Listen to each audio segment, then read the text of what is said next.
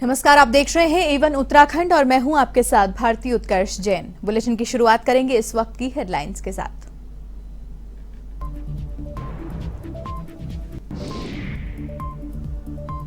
चारधाम यात्रा को लेकर सरकार का फैसला, प्रतिदिन दर्शन के लिए श्रद्धालुओं की संख्या की गई तय। केदारनाथ में एक दिन में 12,000 तो बद्रीनाथ में 15,000 श्रद्धालु कर सकेंगे दर्शन।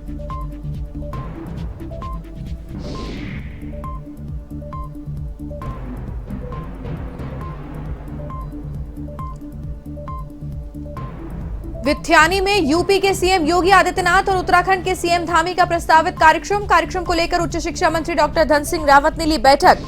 अधिकारियों को व्यवस्थाएं जल्द पूर्ण करने के दिए निर्देश।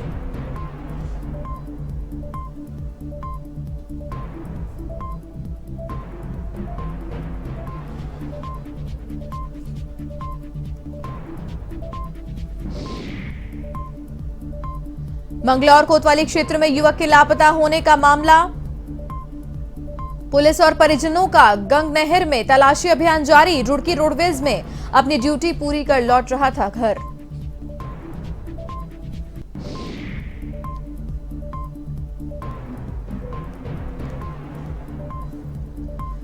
गर्मी के मौसम में पानी का संकट, अल्मोड़ा शहर और ग्रामीण क्षेत्रों में जनता को पेयजल आपूर्ति नहीं। शहर की पाइपलाइन जीर्ण क्षीण, तो मामले को लेकर विभाग की चुप्पी।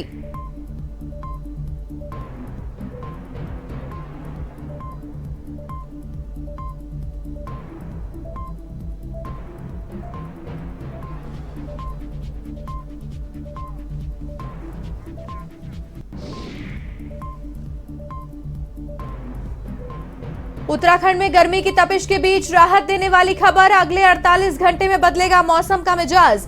येलो अलर्ट जारी, 3 मई को भारी बारिश की संभावना।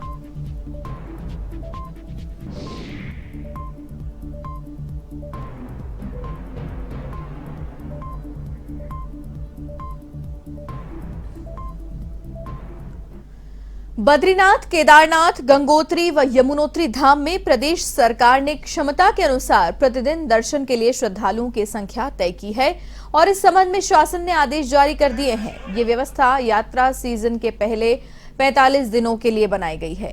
आपको बता दें कि कोविड महामारी के 2 साल बाद चारधाम यात्रा को लेकर लोगों में भी भारी उत्साह है।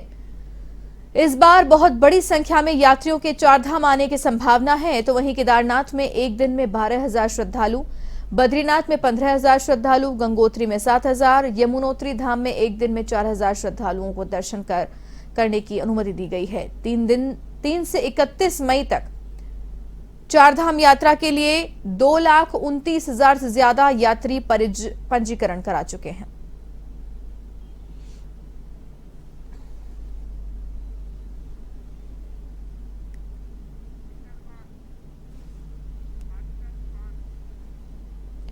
और इसी खबर पर अधिक जानकारी के लिए एवन संवाददाता अरशद खान फोन लाइन पर जुड़ रहे हैं हमारे साथ। अरशद, विस्तार से इन गाइडलाइंस की जानकारी हमारे दर्शकों को दे कि किस तरीके से दर्शनों के लिए प्रशासन ने व्यवस्थाएं की हैं। बिल्कुल, देखिए, सबसे पहले आपको बता दूं कि चारधाम यात्रा को लेकर के जिस प्रकार से सरकार जोर शोरों से तैयारियां कर रही है और कहीं ना कहीं कयास ये भी लगाए जा रहे हैं कि यात्रा इस बार जोरों से चलने वाली है और श्रद्धालुओं की जो संख्या है वो कहीं ना कहीं असीमित होने वाली है। तो इसको लेकर के सरकार अपनी कमर कसती हुई जरूर नजर आ रही है। सबसे पहले बात यदि सूबे के मुखिया की जाए तो हाल ही उन्होंने केदारनाथ धाम का दौरा किया है, जहां पर तमाम विकास कार्यों का उन्होंने जायजा लिया और वहां पर उचित दिशा निर्देश दे दिए।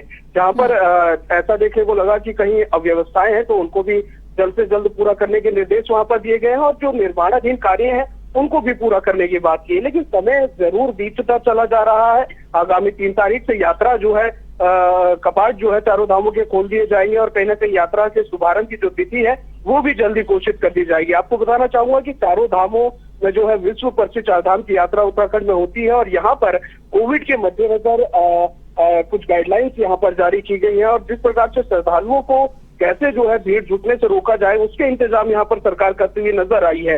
सबसे पहले बात यदि कर ली जाए तो केदारनाथ धाम में एक दिन में 12,000 श्रद्धालु जो है बाबा केदार के दर्शन कर सकते हैं। वहीं बद्रीनाथ में 15,000 श्रद्धालुओं को आने की अनुमति दी गई है। गंगोत्री में 7,000 श्रद्धालुओं को आने की अनुमति दी गई है। यमुनोत्री धाम में जो है 4,000 लगभग जो है श्रद्धालु दर्शन कर सकेंगे। और ये एसओपी अभी सिर्फ 45 दिनों के लिए बनाई गई है, यानी कि इसमें कहा जा सकता है कि 1 और सवा महीने के भीतर जो है इस एसओपी का पालन किया जाएगा। यहाँ पर देखा जाएगा कि कोविड का प्रकोप जो है किस प्रकार से है, क्या कोविड की रोकथाम हो रही है, उसके अनुसार जो है श्रद्धालुओं की संख्या में या फिर जो धामों में श्रद्धालुओं के आने की संख्या रखी जाएगी उसमें बढ़ोतरी या कम इसको किया जा सकता है। टोटल यदि बात की जाए तो तकरीबन 2.30 लाख लोग जो है यात्री जो है यहाँ पर अभी तक पंजीकरण करा चुके हैं।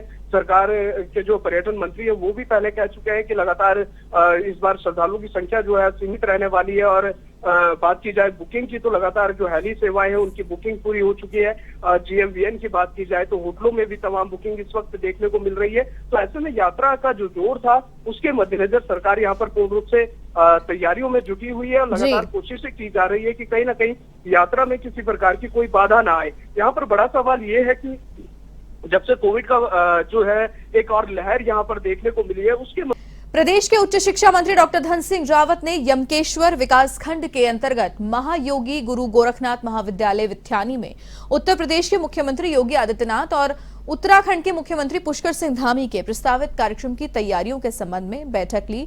उन्होंने संबंधित अधिकारियों को व्यवस्था जल्द से जल्द पूर्ण करने के निर्देश दिए हैं और इस दौरान उन्होंने कहा कि कार्यक्रम में लोगों के लिए बैठने की उचित व्यवस्थाएं करें। उन्होंने महाविद्यालय की छात्राओं से मुलाकात कर पठन पाठन की जानकारी भी ली।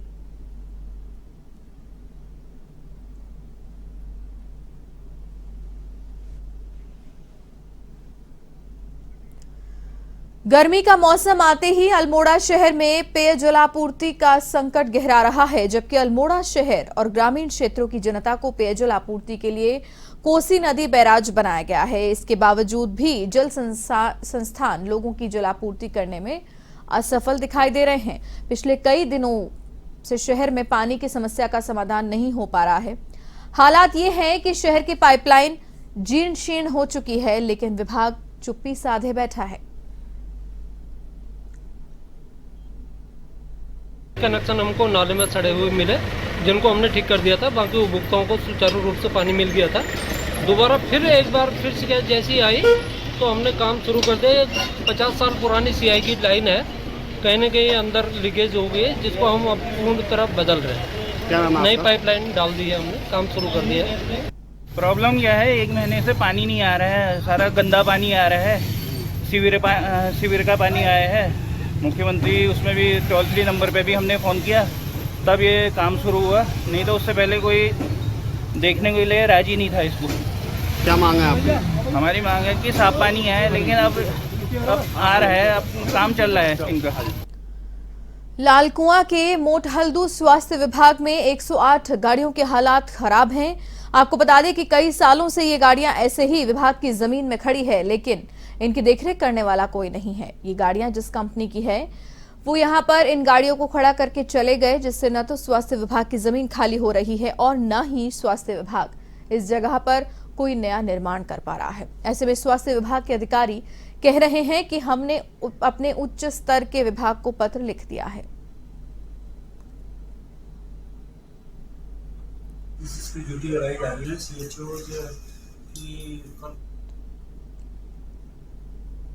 की गाड़ियां हैं, ये एक इससे पहले दूसरी कंपनी थी, उसकी ये गाड़ियां डिस्ट्रिक्ट लेवल की जितनी भी ये गाड़ियां थी, जो कंडम गाड़ियां थी, उनको यहाँ पर रखा गया है।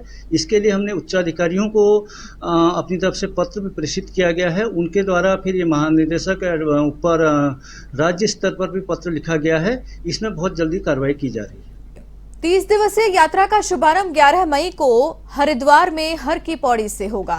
इससे पूर्व 10 मई को डोली सत्यनारायण रायवाला में यात्री रात्रि विश्राम करेगी। तो वहीं डोली रथ यात्रा की तैयारियों को लेकर आयोजकों की ओर से एक बैठक भी की गई। इसकी जानकारी देते हुए रथ यात्रा संयोजक मंत्री प्रसाद नैथानी ने बताया कि ये डोली यात्रा विगत 20 वर्षों से चली आ रही है, लेकिन डोली यात्रा 2 वर्ष कोरोना काल में स्थगित रही थी। लेकिन इस वर्ष डोली रथ यात्रा समूचे प्रदेश के पड़ावों से होकर गुजरेगी। मई को हरिद्वार से होने जा रहा है। ये विश्वनाथ जगदीश शिला डोली यात्रा विगत 20 वर्षों से चली है। 2 वर्ष कोरोना काल में स्थगित रही और इस वर्ष फिर पूरे उत्तराखंड में निकलने जा रही है। और विश्वनाथ जगदीश शिला डोली यात्रा का शुभारंभ 11 मई को हरिद्वार से होने जा रहा है और 13 जनपदों में ये यात्रा गुजरेगी। इस बार नए देवालयों में ये जाएगी, पूरे 10,500 किलोमीटर की दूरी तय करेगी। और 9 जून को जो गंगा दशहरा है वहाँ पर बिसोन पर्वत में जाके इस यात्रा का समापन होगा। ये यात्रा विशुद्ध रूप से धार्मिक है। इसमें पूरे विश्व की शांति के लिए प्रतिवर्ष ये यात्रा, ये डोली चलती है और विश्व में शांति कायम हो। हमारे जो उत्तराखंड का देवभूमि का जो कंसेप्ट है, उस कंसेप्ट को साकार करने के लिए 1000 धाम यहाँ पे स्थापित हों। तीर्थाटन प्रदेश बनाने का संकल्प जो हमारा है, इससे हमारा पलायन रुकने का सबसे बड़ा माध्यम होगा और विश्व के लोग यहाँ दर्शन करने आएंगे और हमारे उत्तराखंड राज्य को जो देवभूमि का दर्जा मिला है, उस दर्जे को साकार करने का ये एक माध्यम है। मंगलौर कोतवाली क्षेत्र के हरचंदपुर निवासी धर्मेंद्र नाम का युवक उस समय अचानक से गायब हो गया जब वो रुड़की रोडवेज में अपनी ड्यूटी पूरी कर घर लौट रहा था। दरअसल धर्मेंद्र रुड़की रोडवेज में संविदा कर्मी के रूप में परिचालक के पद पर तैनात है और रोज की तरह धर्मेंद्र ड्यूटी पूरी करके घर शाम के समय हरचंदपुर लौट रहा था, लेकिन रास्ते में ही वो संदिग्ध परिस्थितियों में गायब हो गया। परिजनों ने पूरी रात इंतजार करने के बाद पुलिस को सूचित किया तो वहीं पुलिस के द्वारा जानकारी प्राप्त हुई कि लिब्बरहेड़ी गंगनहर के पुल के समीप एक मोटरसाइकिल मिली है। वहीं दुर्घटना की आशंका को देखते हुए पुलिस और परिजनों ने गंगनहर में भी तलाश की, लेकिन अभी तक कोई सुराग नहीं लग पाया है।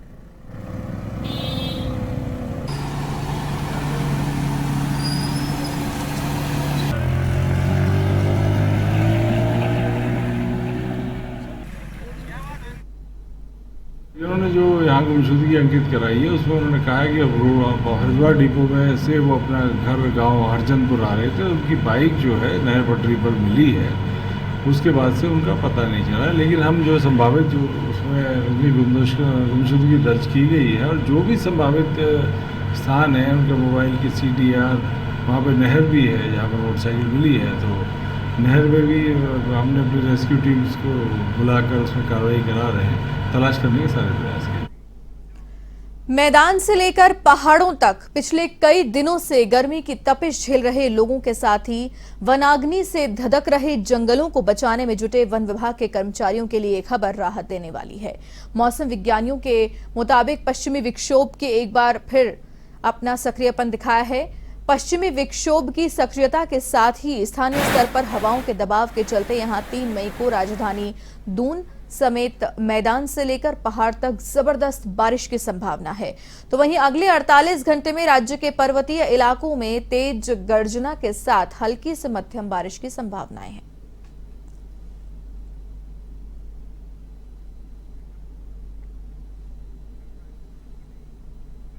और इसी के साथ इस बुलेटिन में फिलहाल के लिए इतना ही। देश और दुनिया की तमाम बड़ी खबरों के लिए आप देखते रहिए A1 TV। नमस्कार।